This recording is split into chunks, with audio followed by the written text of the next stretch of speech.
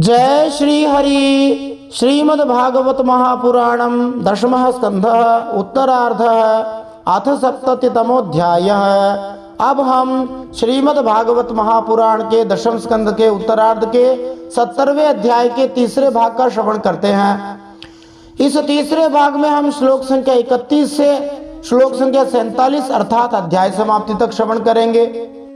श्री गणेशाय नमः, श्री सरस्वत्यै नमः, श्री गुरवे नमः, श्री पुराण पुरुषोत्तमाय नमः। इसी दशम स्कंद के उत्तरार्ध के 70वें अध्याय के पहले भाग में हमने श्लोक संख्या 1 से श्लोक संख्या 6 तक सुना था। दूसरे भाग में श्लोक संख्या 7 से श्लोक संख्या 30 तक सुना था।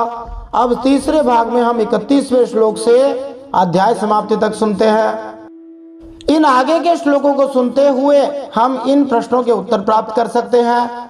ये सभी प्रश्न मौलिक रूप से श्रीमद् भागवत महापुराण में से ही बनाए गए हैं और ये प्रश्न भागवत की समझ को गहराई से जानने के लिए, भगवान की लीलाओं को गंभीरता से समझने के लिए अत्यंत उपयोगी होंगे।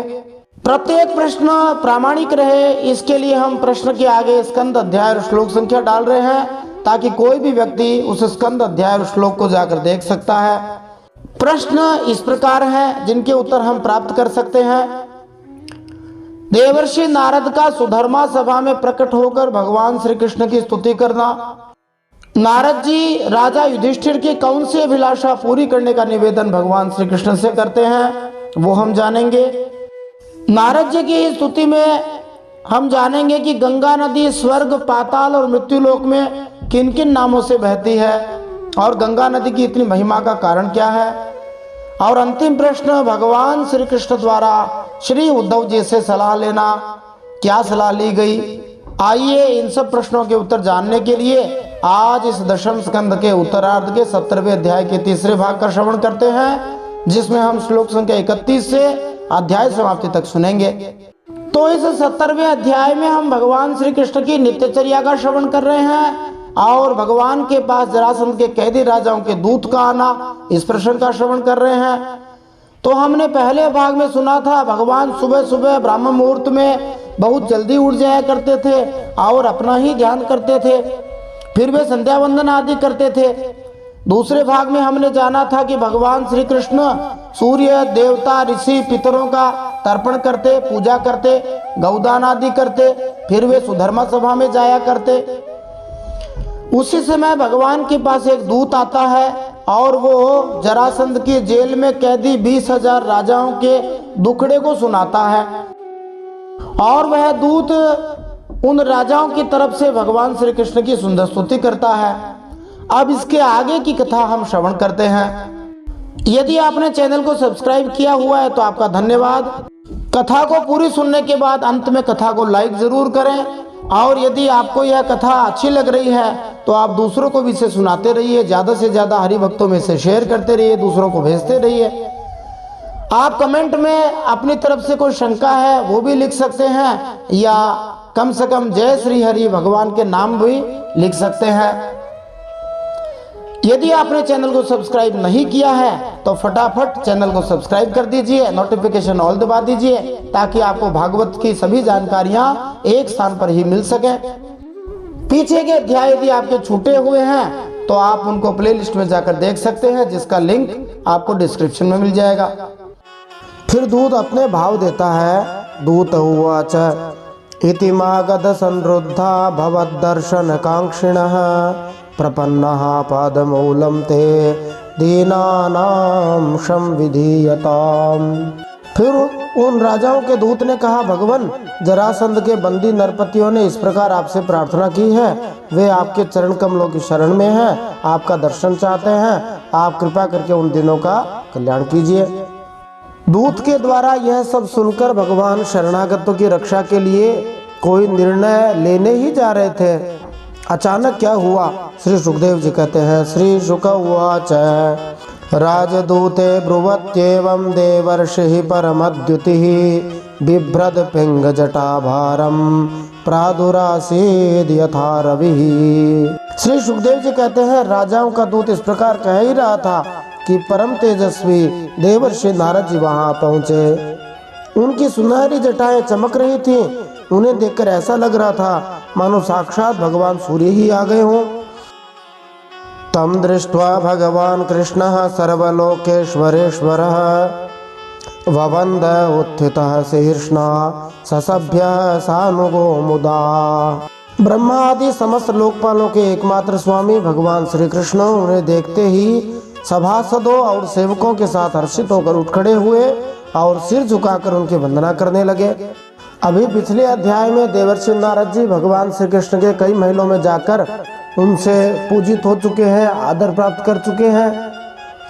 अब भगवान श्री कृष्ण नारद जी का सुधर्मा नामक सभा में सभी सभासदों के सामने पूजन करके मान बढ़ाना चाह रहे हैं, भक्त की महिमा बढ़ाना चाह रहे हैं कि देखो भक्ति करने वाले का कैसा चाव मैं करता हूँ, कैसा भाव रखता हूँ, कैसे उनका पूजा करता हूँ। सभा जयित्वा विधिवत कृतासन परिग्रहम बभासे सोनृतैर्वाक्यैः श्रद्धया तर्पयन् मुनिम्। जब देवर्षि नारद जी आसन स्वीकार करके बैठ गए तब भगवान ने उनकी विधि पूर्वक पूजा की। अपनी श्रद्धा से उनको संतुष्ट करके मधुर वाणी से भगवान बोले, अपि स्विदद्य लोकानां त्रयाणां कुतो भयं ननु भूयान् भगवतो लोकान् पर्यटतो गुणः। भगवान श्री कृष्ण ने कहा, हे देवर्षि, इस समय तीनों लोकों में कुशल मंगल तो है ना? आप तीनों लोकों में विचरण करते रहते हैं, इससे हमें बड़ा लाभ होता है। क्या लाभ होता है प्रभु? घर बैठे सबका समाचार मिल जाता है। आप सभी लोकों में घूमते हैं, उन लोगों की जो भी सूचना होती है आप हमें दे देते हैं। यद्यपि भगवान सर्वांतर्यामी है परंतु भक्तों का मान तो बढ़ाते ही हैं। इन प्रसंगों में कुछ लोग नारद जी को पोस्टमैन की तरह कहते हैं, वहाँ तक तो ठीक है, परंतु कुछ लोग नारद जी को कहते हैं कि ये भिड़ाने वाले हैं, लड़ाने वाले हैं। बहुत सारी फिल्मों में, चलचित्रों में ऐसा ही प्रदर्शित किया जाता है, वो गलत है। नारद जी भगवान के बहुत प्रेमी भक्त हैं। देख लीजिए, भगवान उनका आदर कर रहे हैं। नहीं बताओ, भगवान की एक झलक भी ना मिले और वे भगवान नारद जी के चरण पखार रहे हैं। न हि ते विदितं किंचिल लोकेश्वीश्वर कर्तृषु अथ पृच्छामहे युष्मान पांडवानां चिकीर्षितम्। फिर भगवान ने कहा, ईश्वर के द्वारा रचे हुए तीनों लोकों में ऐसे कोई बात नहीं है जिसे आप न जानते हो।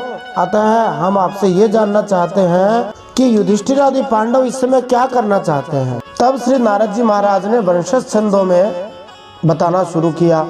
श्री नारद उवाच, दृष्टा मया ते बहुशो दुरत्यया माया विभो विश्वसृजश्च मायिनः भूतेषु भूमाश्चरतः स्वशक्तिभिर्वह्नेरिवच्छन्न रुचो न मेद्भुतम्। देवर्षि नारद जी ने कहा, हे सर्वव्यापक अनंत भगवान, आप विश्व के निर्माता हैं और इतने बड़े मायावी हैं कि बड़े बड़े मायावी ब्रह्मा जी आदि भी आपकी माया का पार नहीं पा सकते। प्रभु, आप सबके घट घट में अपनी अचिंत्य शक्ति से व्याप्त भी रहते हैं, ठीक वैसे ही जैसे अग्नि लकड़ियों में अपने को छिपाए रखता है। लोगों की दृष्टि सत्वादि गुणों पर ही अटक जाती है, इससे आपको वे देख नहीं पाते। मैंने एक बार नहीं अनेकों बार आपकी माया देखी है। इसलिए आप जो यूं अनजान बनकर पांडवों को समाचार पूछते हैं ना, इससे मुझे कोई कौतूहल नहीं हो रहा है, क्योंकि मुझे पता है आप जानते हो सब कुछ। श्री नारद जी महाराज ये जान गए थे कि भगवान श्री कृष्ण जरासंध का वध करना चाहते हैं और नारद मुनि से पांडवों के इरादे के विषय में पूछकर इस लीला की तैयारी प्रारंभ कर रहे हैं।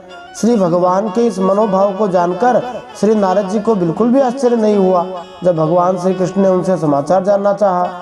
फिर नारद जी ने कहा, तवे हितम कौरहति साधु वेदितुम स्वमाययेदं सृजतो नियच्छतः यद विद्यमानात्मतया वभासते तस्मै नमस्ते स्वविलक्षणात्मने। हे भगवान, आप अपनी माया से ही इस जगत की रचना और संहार करते हैं और आपकी माया के कारण ही यह असत्य होने पर भी सत्य के समान प्रतीत होता है। आप कब क्या करना चाहते हैं ये बात भली भांति कौन समझ सकता है। आपका स्वरूप सर्वथा अचिंतनीय है, माने समझ में नहीं आ सकता। मैं तो केवल बार बार आपको नमस्कार करता हूँ। हम भी भगवान को नमस्कार ही करते हैं, भगवान को हम क्या समझ सकते हैं।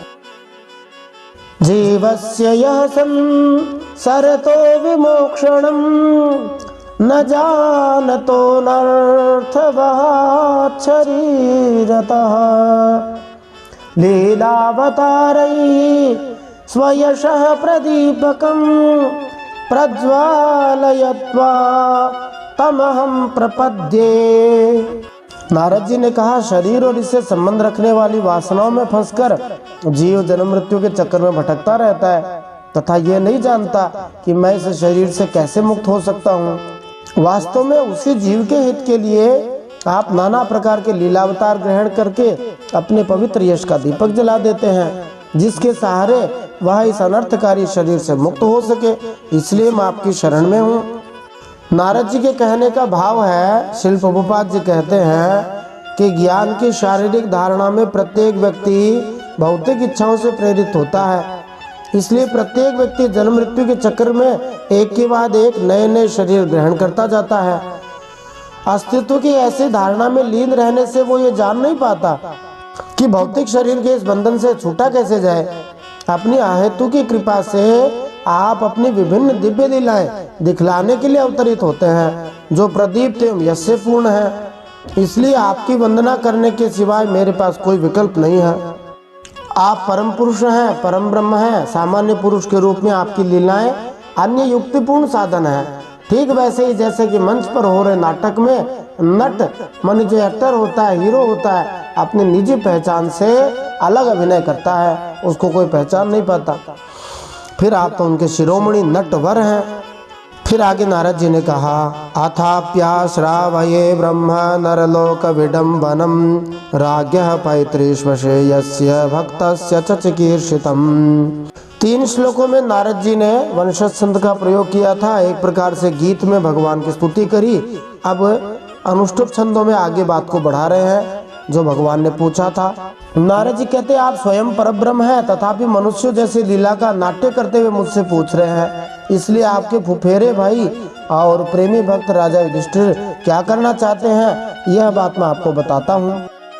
यक्षति त्वां मखेन्द्रेण राजसूयेन पांडवः पारमेष्ठ्य कामो नृपतिस्तद्भवान् अनुमोदताम्। नारद जी ने कहा, इसमें संदेह नहीं कि ब्रह्मलोक में किसी को जो भोग प्राप्त हो सकता है वह राजा युधिष्ठिर महाराज को प्राप्त नहीं है, अर्थात उन्हें यही प्राप्त है। उन्हें किसी वस्तु की कामना नहीं है, फिर भी वे श्रेष्ठ यज्ञ राजसूय के द्वारा आपकी प्राप्ति के लिए आपकी ही आराधना करना चाहते हैं। आप कृपा करके अपना अनुमोदन प्रदान कीजिए, उनकी इस इच्छा को पूरा कीजिए। इस श्लोक में युधिष्ठिर महाराज को पारमेष्ठ्य काम कहा है, पारमेष्ठ्य की इच्छा करने वाला।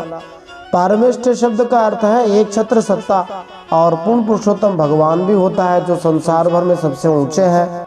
तो नारद मुनि के संदेश का भावार्थ इस प्रकार है, हे प्रभु, आपने अपने फुफेरे भाई पांडवों के शुभ चिंतक बनकर उनके विषय में जिज्ञासा की है, इसलिए मैं उनकी इच्छा के विषय में आपको बतला रहा हूँ। अब आप कृपा करके मुझसे सुनिए।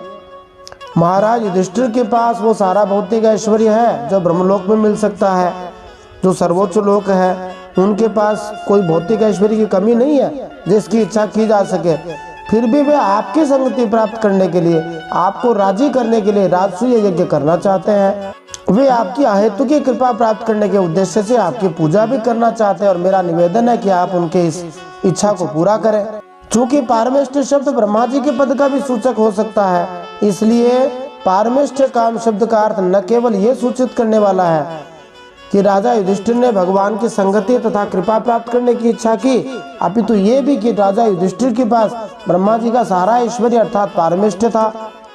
तस्मिन् देव क्रतुवरे भवन्तं वै सुरादयः दिदृक्षवः समेष्यन्ति राजानश्च यशस्विनः। नारद जी ने कहा, हे भगवान, उस श्रेष्ठ यज्ञ में आपका दर्शन करने के लिए बड़े बड़े देवता और यशस्वी नरपतिगण एकत्रित होंगे। तो भगवान जब सब लोग आ रहे तो आपको भी चलना चाहिए। फिर मानो भगवान कहते हैं, मेरी जाने की क्या आवश्यकता है। तब नारद जी कहते हैं, श्रवणात् कीर्तनात् ध्यानात् पूयन्ते वसायिनः तव ब्रह्ममयस्येष किमुतेक्षाभिमर्शिनः।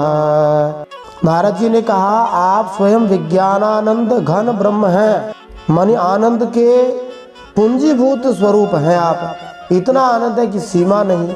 आपके नाम का श्रवण करने से, कथा सुनने से, आपके नामों का जोर से कीर्तन करने से, आपके स्वरूप का ध्यान करने मात्र से जो महान अंत्य जो हो, अपवित्र हो, वे भी पवित्र हो जाए। फिर जो लोग आपका दर्शन और स्पर्श प्राप्त करते हैं उनके संबंध में तो कहना ही क्या, मानिए आप उनको दर्शन दीजिए। फिर मानो भगवान ने परिहास में नारद जी से कहा हो कि हम तो द्वारका के राजा हैं, हमें कौन जानता है जो हमारे दर्शन करके पवित्र हो जाएंगे।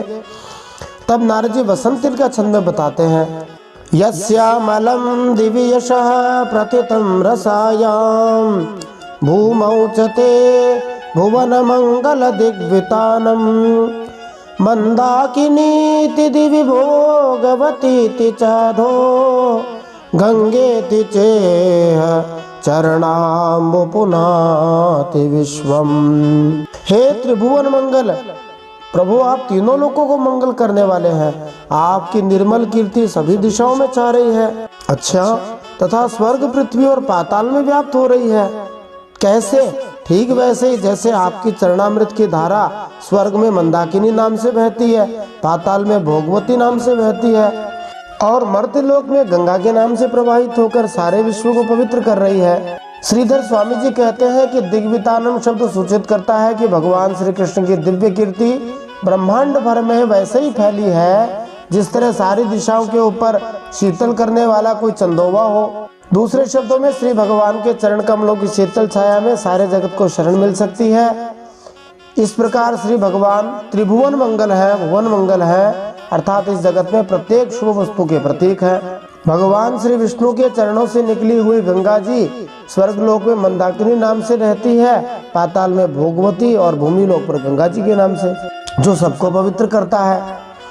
फिर श्री सुखदेव जी कहते हैं, श्री शुक उवाच तत्र तेष्वात्मपक्षेष्व गृह्णत्सु विजिगीषया वाचः पेशैः स्मयन् भृत्य मुद्धवं प्राह केशवः। श्री सुखदेव जी कहते हैं, सभा में जितने यदुवंशी बैठे थे वे सब इस बात के लिए अत्यंत उत्सुक हो रहे थे कि पहले जरासंध पर चढ़ाई करके उसे जीता जाए। अतः नारद जी महाराज को ये बात पसंद नहीं आई। तब ब्रह्मा आदि के शासक भगवान श्री कृष्ण ने थोड़ा सा मुस्कुराकर बड़ी मीठी वाणी में उद्धव जी से कहा। इसके तात्पर्य में श्रील प्रभुपाद जी कहते हैं, द्वारका के सुधर्मा सभा भवन में नारद जी के आने से पहले ही इस बात की चर्चा हो रही थी कि जरासंध के राज्य पर आक्रमण कैसे किया जाए।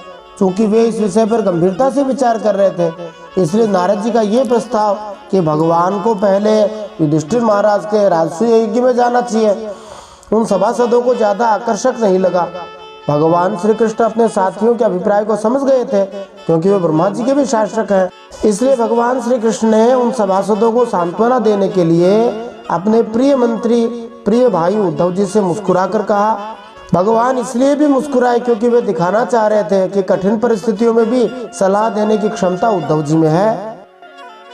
फिर भगवान ने उद्धव जी से पूछा, श्री भगवान उवाच त्वं हि न परमं चक्षुः सूर्यन्मन्त्रार्थ तत्त्ववेत् तथात्र ब्रूह्यनुष्ठेयं श्रद्धध्मः करवाम तत्।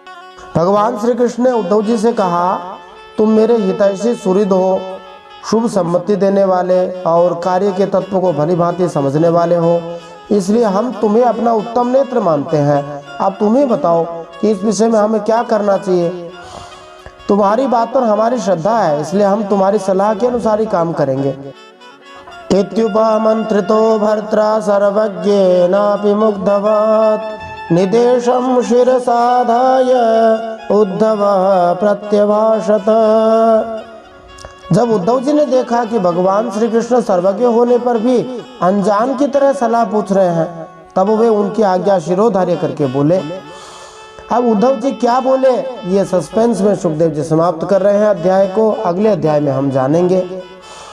भगवान ने उद्धव जी से सलाह इसलिए करनी चाहिए थी क्योंकि भगवान सभासदों को भी प्रसन्न करना चाह रहे थे, नारद जी को भी प्रसन्न करना चाह रहे थे।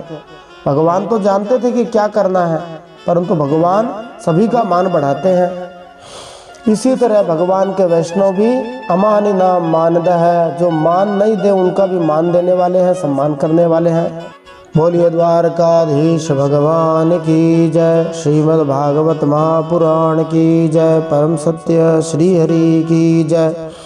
इति श्रीमद्भागवते महापुराणे पारमहंस्यां संहितायां दशमस्कन्धे उत्तरार्धे भगवद्यान विचारे सप्ततितमोऽध्यायः। श्रीमन्नारायणार्पणमस्तु।